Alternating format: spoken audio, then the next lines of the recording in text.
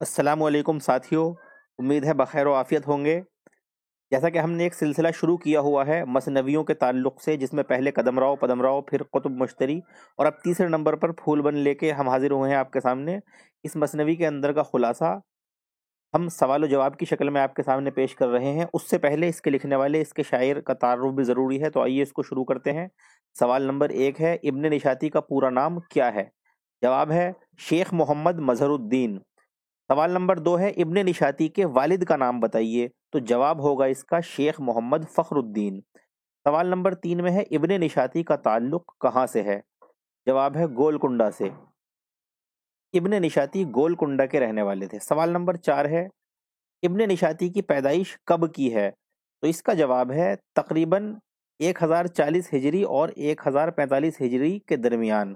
یعنی اس کا مطلب یہ ہوا کہ ان کی جو پیدائش کی تاریخ ہے وہ صحیح سے تحقیق میں نہیں آ پائی، تو محققین نے ایک ڈیوریشن دے دی ہے 1040 ہجری سے لے کر 1045 ہجری کے درمیان ان کی تاریخ پیدائش ہے۔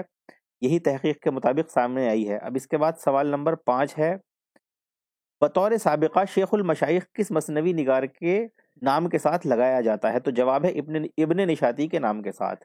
ان کا نام پورا اس طرح لیا جاتا ہے، شیخ المشائخ شیخ مظہر الدین ابن نشاطی۔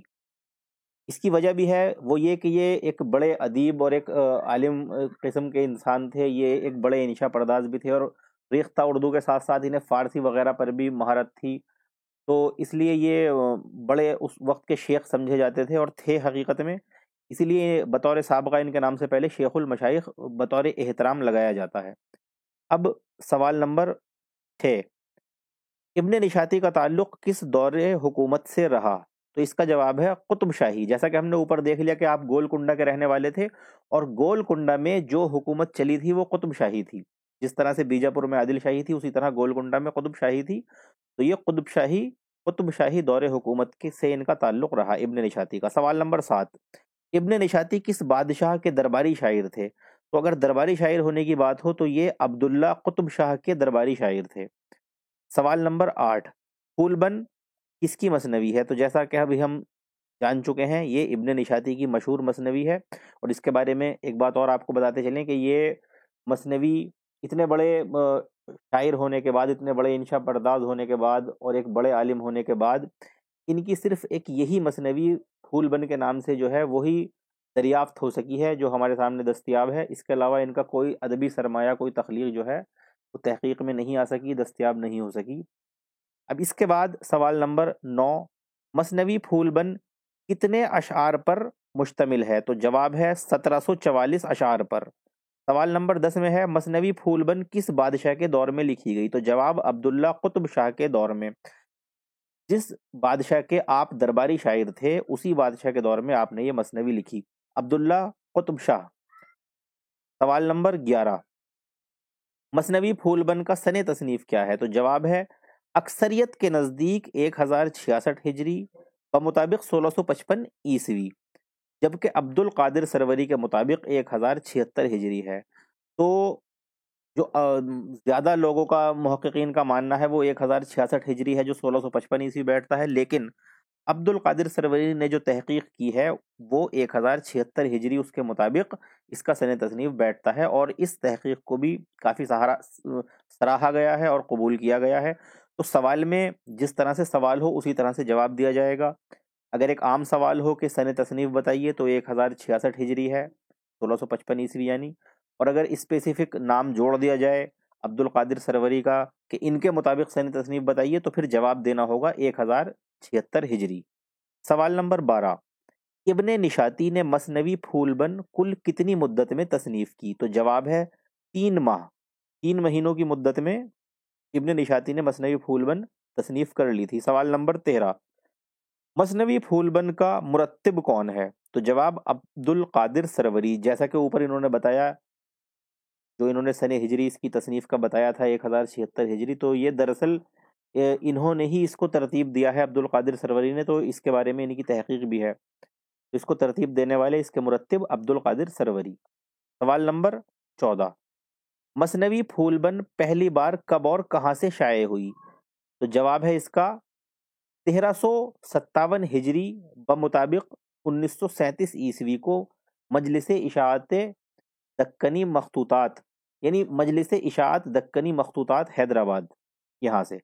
اب اس کے بعد جو ہے سوال نمبر 15 ہے، کسی ایسے مثنوی نگار کا نام بتائیے جو فارسی اور دکنی اردو کا عالم، ماہر عروض و بلاغت، ثنائے بدائے کے استعمال پر عبور رکھنے کے ساتھ ساتھ اپنے زمانے کا عمدہ انشا پرداز بھی رہا ہو۔ تو اس کا جواب ہے ابن نشاطی، جیسا کہ ابھی ہم بتا چکے ہیں ابن نشاطی کے بارے میں کہ یہ اپنے زمانے کے بہترین فارسی داں بھی تھے، اور دکنی اردو پر بھی ان کی مہارت تھی، اور علم عروض جو شاعری کے اوزان وغیرہ، بحرے افعیل وغیرہ کا علم ہوتا ہے، قافیے کا علم بھی اسی کے اندر ہوتا ہے، شاعری سے متعلق جو بھی علم ہے، تو اس پر بھی انہیں مہارت تھی، بلاغت کے اندر بھی، اور پھر ثنائے بدائیں کے استعمال پر بھی انہیں عبور تھا، اور اپنے زمانے کے بہترین نشا پرداز بھی تھے۔ تو اس طرح کا کوئی سوال اگر آئے کسی مثنوی نگار کے بارے میں پوچھا جائے تو اس کا جواب ہم بآسانی ابن نشاطی دے سکتے ہیں۔ لیکن اسی سے ملتی جلتی کچھ خصوصیات ملا وجہی کی بھی رہی ہیں، وہ بھی ایک اچھے نشا پرداز تھے، اور وہ بھی ایک اچھے ماہر زبان و ادب رہے ہیں، تو ان کا نام بھی لیا جا سکتا ہے آپشن میں۔ اگر دونوں نام ہوں تو ابن نشاطی کے نام کو ہم ترجیح دے دیں گے۔ اب سوال نمبر 16، مثنوی پھول بند کس فارسی تصنیف پر مبنی ہے؟ تو اس کا جواب ہے بساطین الانس۔ بساطین الانس نام کی ایک فارسی تصنیف ہے، جس کے ترجمے کے مطابق ابن نشاطی نے پھول بند مثنوی لکھی، لیکن کہا یہ جاتا ہے، محققین نے کہا ہے کہ انہوں نے اس ترجمے میں کافی جو ہے تبدیلیاں کر دی تھیں، اور اس کو ایک الگ موڑ اس کو دے دیا تھا۔ اب سوال نمبر 17 میں ہے، بساطین الانس کس کی تصنیف ہے؟ یہ جو فارسی تصنیف ہے جس پر یہ مثنوی لکھی گئی ہے پھول بند، بساطین الانس، تو پوچھا گیا ہے کہ یہ کس کی تصنیف ہے؟ تو اس کا جواب ہے احمد حسن دبیر عید روسی، یہ ان کی تصنیف تھی بساطین الانس۔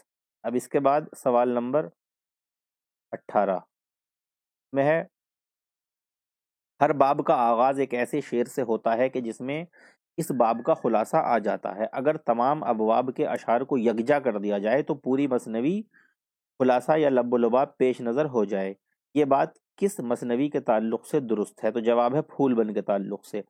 اب یہ سوال کسی بھی طرح سے گھوم کر آ سکتا ہے، یعنی ہمیں کل اتنی بات اس کے بارے میں اس سوال سے پتہ چلی ہے کہ جو بھی باب ابن نشاطی نے اس میں باندھا ہے، اس کے شروع میں جو شعر رکھا ہے وہ اس باب کا خلاصے کو نظر میں رکھتے ہوئے رکھا ہے، یعنی ہر باب میں سے ہم اس کا اوپر کا شعر اٹھا لیں اور پھر اس طرح سے آخر تک تمام شعر کو یکجا کر لیں اور ان کو ہم پھر شروع سے آخر تک ایک ساتھ پڑھیں، تو ایک طرح سے اس کا مطلب یہ ہوا کہ جیسے ہم نے مثنوی کا خلاصہ اشعار اشاری کے اندر پڑھ لیا ہو۔ تو یہ بات اس کی یہ بھی ایک خصوصیت ہے اس مثنوی کی۔ سوال نمبر 19، کس مثنوی میں سب سے زیادہ صنعتیں استعمال کی گئی ہیں؟ تو اس کا جواب ہے پھول بند میں۔ ابھی آگے آ جائے گا کہ کل کتنی صنعتیں ہیں، لیکن سوال اتنا بھی آ سکتا ہے کہ سب سے زیادہ صنعتیں کس میں استعمال کی گئی ہیں؟ تو مثنوی پھول بند میں۔ اب سوال نمبر 20 میں آپ دیکھیے، مثنوی پھول بند میں کل کتنی صنعتیں استعمال کی گئی ہیں؟ تو جواب ہے 39۔ 39 صنعتوں کا استعمال کیا ہے ابن نشاطی نے مثنوی پھول بند میں۔ سوال نمبر 21، مثنوی پھول بند میں کل کتنے قصے بیان ہوئے ہیں؟ اب یہاں سے اس سوال سے ہم مثنوی کے اندر کا دیکھ رہے ہیں، اس کے اندر گھس رہے ہیں کہ اس میں کتنے قصے ہیں، کیا کیا کس طرح سے لکھا گیا ہے، اور اس کے خاص کر اس کے کرداروں کا معاملہ جو زیادہ تر ایگزام کے اندر پوچھا جاتا ہے۔ کرداروں کے تعلق سے سوال تو ادب کے اندر جتنا بھی ہمارا جو تخلیقی کام ہے اس سب میں ان کے چاہے وہ ناول ہو، افسانہ ہو، مثنوی ہو، یا اس کوئی اور ہو، تو اس میں کرداروں کے اوپر سوال جو ہے ہمیشہ ایگزام میں بنتے ہوئے آئے ہیں اور آگے بھی بنتے رہیں گے، تو ہمیں بھی اس پر کافی دھیان دینا ہے۔ اب یہاں سے ہمیں ویڈیو کو بہت غور سے دیکھنا ہے اور جو ہے کہ تمام سوالوں کے جواب کو اپنے ذہن میں رکھنا ہے۔ تو سوال تھا ہمارا کہ مثنوی پھول بند میں کل کتنے قصے بیان ہوئے ہیں؟ تو جواب ہے 6 قصے بیان ہوئے ہیں مثنوی پھول بند کے اندر۔ سوال نمبر 22 ہے، مثنوی پھول بند میں مرکزی قصے کتنے ہیں؟ تو جواب ہے 3 قصے مرکزی ہیں، یعنی ٹوٹل قصے جو ہیں اس مثنوی کے اندر پھول بند میں 6 ہیں، جس میں سے 3 قصے مرکزی ہیں۔ تو اس کا مطلب یہ ہوا کہ بقیہ 3 قصے جو ہیں وہ ذیلی یا ضمنی ہیں۔ تو 3 قصے مرکزی، 3 قصے ضمنی۔ اگر سوال یہ آئے کتنے قصے ضمنی ہیں تو جواب ہوگا 3 قصے، اور سوال یہ آئے کتنے قصے مرکزی ہیں تو بھی جواب ہوگا 3 قصے، اور اگر سوال یہ آئے کہ ٹوٹل کل قصے کتنے ہیں پوری مثنوی میں تو 3 + 3 6 قصے पूरी मसनवी में 6 किस्से, हम इसका जवाब दे देंगे। सवाल नंबर 23, किस्से से किस्सा पैदा करने वाली तकनीक या रिवायत किस मसनवी में मिलती है? तो जवाब है मसनवी फूलबन में। जैसा कि अभी हमने देखा कि इसमें 6 किस्से हैं, जिसमें 3 मरकजी और 3 झैली हैं या ज़िमनी हैं। तो जाहिर है कि एक किस्से को दूसरे किस्से से जोड़ना, उनमें एक रब्त पैदा करना और उनको उनका तसलसल टूटने न देना, तो ये सब जो है किस्से को किस्से से जोड़ना, किस्सा दर किस्सा वाली तकनीक जो है, और किस्से से किस्सा पैदा करने वाली तकनीक, ये रिवायत की ज़रूरत इस मसनवी में लाजिमन पड़ी होगी, जिसका इस्तेमाल इस मसनवी में बखूबी किया गया है। सवाल नंबर 24, फूल बन के जवाब में कौन सी मसनवी लिखी गई और किसने लिखी? तो इसका जवाब है नेह दर्पण। इसका जो सही तलफ़ुज़ है वो नेह दर्पण है, और ये सैयद अहमद खां हुनर ने लिखी थी। अब सवाल है, सवाल नंबर 25 है, मसनवी फूल बन के किस्से कौन सी दास्तान से मुशाबहत रखते हैं? तो जवाब है अलिफ लैला से। अलिफ लैला, तो इसमें जो लैला लिखने का इमला है वो एक ये भी दुरुस्त है, और ये एक और हम लिख कर आपको दिखाते हैं, ये भी दुरुस्त माना जाता है। आप इस तरह से भी लैला लिख सकते हैं। इसके यहाँ पर या के ऊपर एक ज़बर इशबाई यानी खड़ा ज़बर हम बना देंगे। ये अलिफ लैला इस तरह से भी लिखा जा सकता है, और जिस तरह हमने इसमें टाइप किया है ये भी इमला जो है सही समझा जाता है। अब इसके बाद सवाल नंबर 26 में है, फूल बन में गुल पर आशिक होने वाला बुलबुल असल में कौन था? तो जवाब है मुल्क खुतन के सौदागर का बेटा। अब इसमें थोड़ा सा बताता चलूँ आपको, ये जो मुल्क खुतन है, तो इसको बहुत से लोग खतन भी कहते हैं, लेकिन इसका जो सही तलफ़ुज़ है वो खा पर पेश के साथ है, खुतन। और ये तातार का जो इलाका है तुर्किस्तान में पड़ता है, उस इलाके के आसपास या उस इलाके के अंदर एक शहर है खुतन के नाम से, या उस वक्त इसका नाम ये रहा होगा। और इसकी एक खासियत यह है कि यहाँ के हिरन बहुत मशहूर हैं, खासकर वो हिरन के जिनसे मुश्क वाली खुशबू बनाई जाती है निकाल कर। तो ये फूलबन के अंदर इसका जिक्र आया है। और गुल पर जो आशिक हुआ था बुलबुल, वो असल में हकीकत में कौन था? तो उसका जवाब होगा कि वो मुल्क खुतन के सौदागर का बेटा था। अब इसके बाद सवाल नंबर 27, फूलबन में बुलबुल जिस गुल पर आशिक हुआ था, असल में वो गुल कौन था? अब यहाँ पर गुल को पूछा गया है, तो हम जवाब दे देंगे जाहिद की बेटी। वो जाहिद की बेटी थी गुल की शक्ल में दरअसल, और जो उस पर आशिक था होने वाला बुलबुल, वो मुल्क खुतन के सौदागर का बेटा था।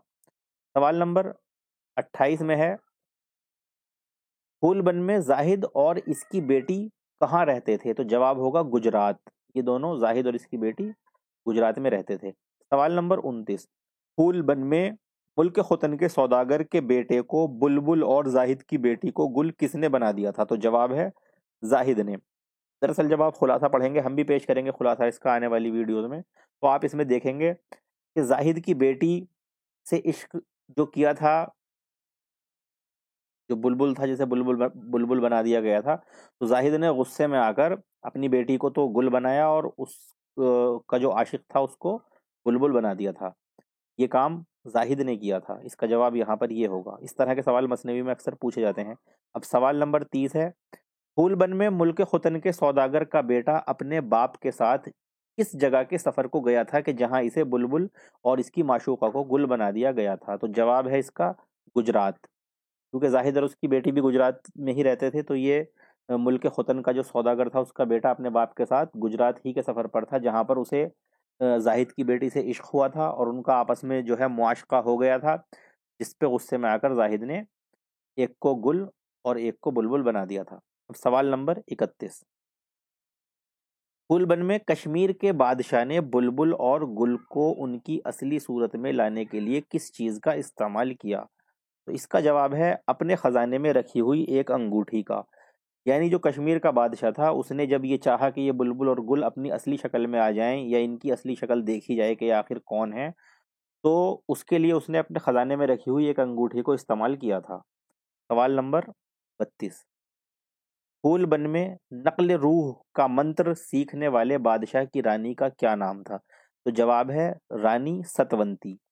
यानी नक़्ल रूह से मुराद है कि एक इंसान अपनी रूह को अपने जिस्म से बाहर निकाल कर और किसी दूसरे मुर्दा जिस्म में दाखिल कर दे, और फिर वो उसकी शक्ल में आए। یا پھر ایسا ہو کہ ایک شخص نے پہلے سے اپنی روح کو باہر نکالا ہوا ہے، تو پھر اس کی باڈی میں، اس کے جسم میں کوئی اپنی روح کو داخل کر لے، تو ایک جسم سے دوسرے جسم میں روح کو بھیجنا اپنی روح کو، یہ نقل روح کہلاتا ہے۔ تو اس طرح کے دیو مالائی قصے ہماری تمام پرانی مثنویوں میں دیکھنے کو ملتے ہیں، تو لہٰذا اس مثنوی میں بھی ہیں، ہمیں اس کو اسی طرح سے یاد رکھنا ہے۔ تو یہ جو نقل روح کا منتر تھا، اس کو ایک بادشاہ نے سیکھا تھا۔ پوچھا گیا ہے کہ اس بادشاہ کی رانی کا کیا نام ہے، تو جواب ہے رانی ستونتی۔ اور اگر سوال اس طرح سے آ جائے کہ رانی ستونتی کون تھی، پھول بند مثنوی کے اندر رانی ستونتی کون تھی، تو پھر جواب اس کا یہ ہوگا کہ نقل روح کا منتر سیکھنے والے بادشاہ کی رانی تھی۔ تو کسی بھی طرح سے سوال آ سکتا ہے، کبھی کبھی جواب کو سوال بنا کر پیش کر سکتے ہیں، وہ بھی طریقہ ایک پوچھا جانے کا ہوتا ہے۔ اب سوال نمبر 33، مثنوی پھول بند میں ہمایوں کس ملک کا شہزادہ تھا؟ تو جواب ہے اس کا مصر کا، مصر ملک کا شہزادہ تھا ہمایوں۔ اب اس کے بعد سوال نمبر 34 میں ہے، مثنوی پھول بند میں مصر کا شہزادہ ہمایوں کس پر عاشق ہوا تھا؟ تو جواب ہے ملک عجم کی شہزادی سمنبر پر۔ اب سوال نمبر 35 میں ہے، مثنوی پھول بند میں مصر کا شہزادہ اور ملک عجم کی شہزادی کس ندی کے کنارے پر بنے محل میں قیام پذیر ہوئے؟ تو اس کا جواب ہوگا گنگا ندی کے کنارے پر بنے محل میں۔ گنگا ندی کے کنارے پر جو محل بنا ہوا تھا، وہاں پر مصر کا شہزادہ اور ملک عجم کی شہزادی، یہ دونوں وہاں پر انہوں نے قیام کیا تھا۔ سوال نمبر 36، مثنوی پھول بند میں مصر کے شہزادے ہمایوں کو پریوں کی قید سے کس نے آزاد کرایا؟ تو جواب ہے ملک آرا نے۔ اب سوال نمبر 37 میں ہے، کس مثنوی میں کنچن پٹن اور خراسان کا ذکر آتا ہے؟ تو جواب ہے مثنوی پھول بند میں۔ کنچن کا مطلب سونا ہوتا ہے، کنچن پٹن وہاں پہ جو ہے بہت سی چیزیں یا زیادہ تر چیزیں سونے کی تھیں، اس وجہ سے اس کا نام مثنوی کے اندر یہ پیش کیا گیا ہے کنچن پٹن۔ اور خراسان بھی ایک علاقے کا نام ہے، تو ان کا ذکر جو ہے مثنوی پھول بند میں آتا ہے۔ اسی طرح سے آپ اپنے ذہن میں رکھیے، کوئی بھی مثنوی ہو، ان میں جن مقامات کا ذکر آتا ہے یا جن ایسی خاص چیزوں کا ذکر آتا ہے کہ جن کو یاد رکھا جا سکے، تو ان پر سوال اکثر بنا لیا جاتا ہے۔ تو اس طرح کے سوال بھی ہمیں اپنے ذہن میں رکھنے چاہیے۔ اب سوال نمبر 38 میں ہے، مثنوی پھول بند میں شہر کنچن پٹن کس سمت میں واقع تھا؟ تو جواب ہے مشرق میں۔ یہ جو شہر تھا کنچن پٹن کے نام سے، یہ مشرق کی طرف واقع تھا، مشرق سمت میں واقع تھا۔ سوال نمبر 39 اور اس ویڈیو کا آخری سوال ہے، جیسا کہ اس مثنوی میں 39 صنعتوں کا استعمال ہوا ہے، تو اتفاق کی بات یہ ہے کہ ہمارے اس مثنوی کے متعلق کل سوال بھی 39 ہی بیٹھے ہیں۔ تو آئیے اس آخری سوال کو بھی دیکھتے ہیں اس ویڈیو کے۔ مکار وزیر، دغاباز وزیر، رانی ستونتی وغیرہ کس مثنوی کے کردار ہیں؟ تو جواب ہے پھول بند کے۔ رانی ستونتی کا ذکر تو اوپر بھی گزر چکا ہے۔ تو یہ ہمارے مثنوی پھول بند کے متعلق اہم سوالات جو ہیں وہ مکمل ہوئے۔ امید ہے کہ یہ آپ کے لیے کافی فائدہ مند ثابت ہوں گے۔ آپ ہماری ویڈیو کو لائک ضرور کیجئے اور شیئر بھی کیجئے، جس سے دوسروں کو بھی فائدہ ہو، اور کوئی بھی دقت ہو تو آپ کمنٹس کے ذریعے ہم سے پوچھ سکتے ہیں۔ اور اگر ہمارے چینل کو ابھی تک آپ نے سبسکرائب نہ کیا ہو، برائے مہربانی سبسکرائب کر لیجئے۔ ملتے ہیں اگلی ویڈیو میں اگلی مثنوی کو لے کر۔ اب ہمیں اجازت دیجیے، اللہ حافظ، فی امان اللہ، والسلام علیکم ورحمۃ اللہ۔